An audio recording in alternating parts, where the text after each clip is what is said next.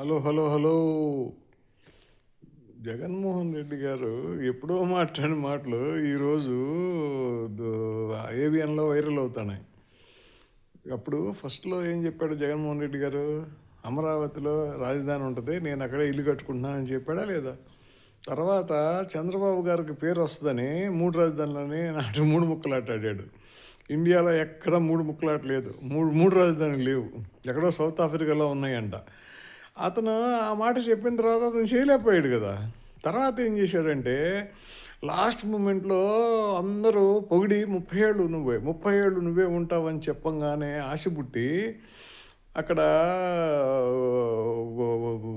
ఋషికొండకి బోడిగుండు కొట్టి అక్కడ ఇల్లు కట్టాడు. బాగా 500 కోట్లతో కట్టుకున్నాడు ప్యాలెస్. ఎక్కడుంటే అక్కడే రాజధాని అన్నారని చెప్పారని. ఆ తర్వాత ఏం చేశాడు, అక్కడ అతను కట్టించాడే కానీ ఒకరోజు కాలు పెట్టలేకపోయాడు.